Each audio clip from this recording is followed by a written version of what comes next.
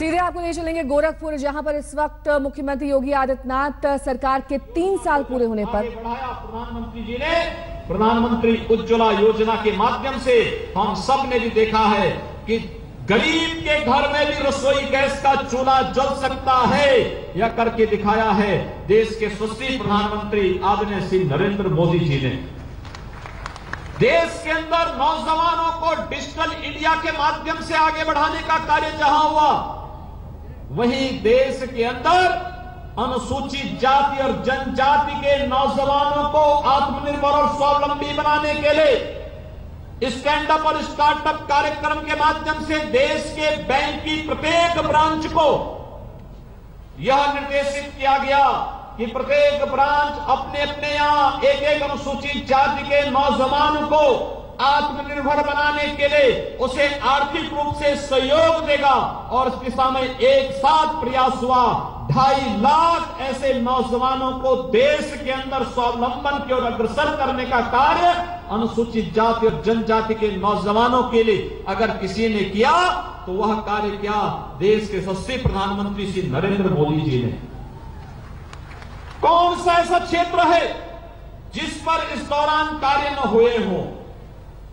हर क्षेत्र में किसानों के लिए किसान बीमा योजना से लेकर के मृदा परीक्षण को कार्ड जारी करने से लेकर के प्रधानमंत्री किसान सिंचाई योजना को लेकर के ये तमाम योजनाएं प्रारंभ हुई, लागू हुई। नौजवानों के स्वावलंबन के लिए मुद्रा बैंक योजना लागू की गई। लोग कहते हैं साहब हमारे पास गांव में हम लोग जाते हैं, ठेला रेड़ी लगाने वाले, खोमचा लगाने वाले, सब्जी बेचने वाले, इन लोगों के पास अपने जीवन की सुरक्षा का कोई उपाय नहीं। पहली बार हुआ जब जीवन सुरक्षा योजना, जीवन ज्योति योजना के माध्यम से एक दिन में 1 रुपये बचा करके अगर कोई व्यक्ति अगर चाहेगा तो साल भर में वो 4 लाख रुपए की सुरक्षा बीमा का हकदार बन सकता है। यह कार्य भी किसी ने करके दिखाया है तो देश के यशस्वी प्रधानमंत्री श्री नरेंद्र मोदी जी ने करके दिखाया। देश के अंदर हम लोग रोज बोलते हैं, स्नान करते समय गंगा मैया की याद करते हैं। गंगा स्नान करने की एक बार इच्छा होती है, लेकिन वह गंगा अविरल रहे, वह गंगा निर्मल रहे, इसकी चिंता कभी किसी ने नहीं की। अगर चिंता किसी ने की और उसके लिए धनराशि का प्रबंध भी किया तो वह कार्य किया नमामि गंगे परियोजना के माध्यम से देश के आदरणीय प्रधानमंत्री श्री नरेंद्र मोदी जी ने, जिससे गंगा को गंगोत्री से लेकर के गंगा सागर तक हम अविरल और निर्मल रख सकें, इस दिशा में एक प्रयास प्रारंभ हुआ। 20,000 करोड़ रुपए उसके लिए रखे गए और उस आधार पर यह कार्य प्रारंभ हुआ है। नमामि गंगे परियोजना आज सफलता के साथ आगे बढ़ रही है और हम विश्वास कर सकते हैं कि जब 2019 में प्रयागराज का अर्ध कुंभ आएगा उस समय गंगा में आपको निर्मल और पवित्र गंगा जल संगम पर स्नान करने के लिए उपलब्ध होता हुआ दिखाई देगा। अगर इसका श्रेय किसी को जा सकता है तो देश के यशस्वी प्रधानमंत्री श्री नरेंद्र मोदी जी को ही जा सकता है।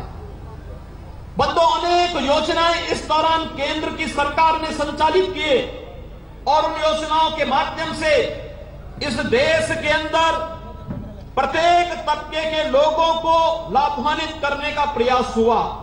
उस योजना के अंतर्गत जब हम लोग बात करते हैं तो इसी में बेटी बचाओ बेटी पढ़ाओ एक महत्वपूर्ण योजना है।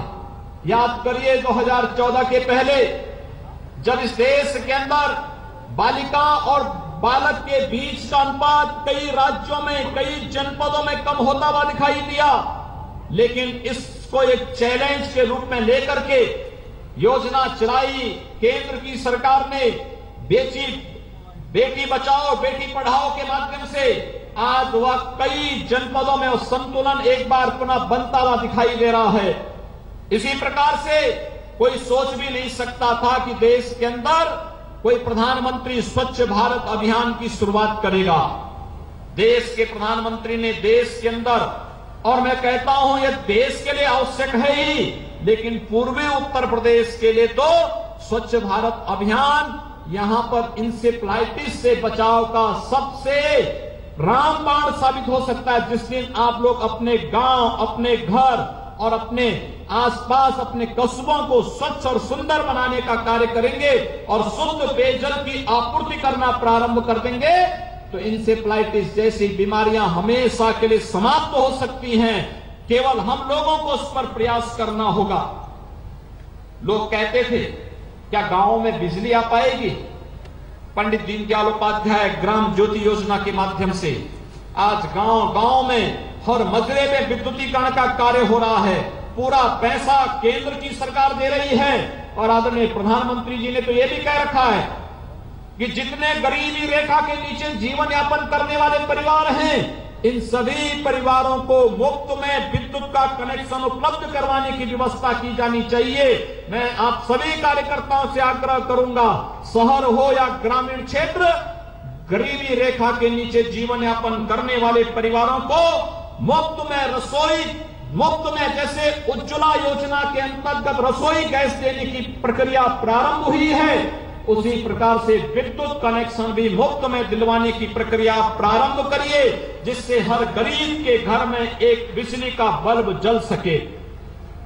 प्रधानमंत्री सड़क योजना 2014 तक आते आते लगभग वो मृत सी हो गई थी। प्रधानमंत्री जी ने कहा, जब सत्ता में आए 2014 में उन्होंने लक्ष्य निर्धारित किया कि 2019 आते आते हम इस देश के 500 की आबादी के गांवों को पहाड़ी क्षेत्र और पर्वतीय क्षेत्रों के साथ साथ जनजातीय क्षेत्रों में 250 की आबादी के गांव और मजरों को भी हम पक्के मार्गों से जोड़ेंगे। और हमें बताते हुए प्रसन्नता है कि इस लक्ष्य को लगभग पूरा कर लिया है।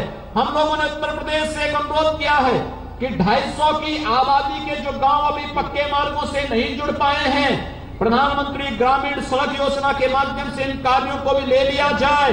और हमारे इस प्रस्ताव को लगभग स्वीकृति मिल चुकी है। हम आने वाले समय में 250 की आबादी के गांवों को भी पक्के मार्गों से जोड़ने की इस कार्रवाई को आगे बढ़ाने जा रहे हैं। बंधुओं, आपने प्रधानमंत्री फसल बीमा योजना, जिसको प्रदेश की पूर्ववर्ती सरकार लागू नहीं कर रही थी, किसानों के लिए कितनी हितकारी है। आज प्रदेश के करोड़ों किसान, जब हम लोगों ने प्रदेश में लागू किया, आज करोड़ों किसान उससे लाभान्वित होते हुए दिखाई दे रहे हैं। इसी प्रकार से देश के अंदर प्रधानमंत्री कृषि सिंचाई योजना के माध्यम से 17,000 करोड़ रुपए की लागत से एक फंड स्थापित किया गया और ये तय हुआ कि हर किसान के खेत तक पानी। तो आपने सुना योगी आदित्यनाथ को जो गिना रहे थे प्रधानमंत्री नरेंद्र मोदी की योजनाओं को, जो जनता के हर वर्ग के लिए फायदेमंद साबित होंगी।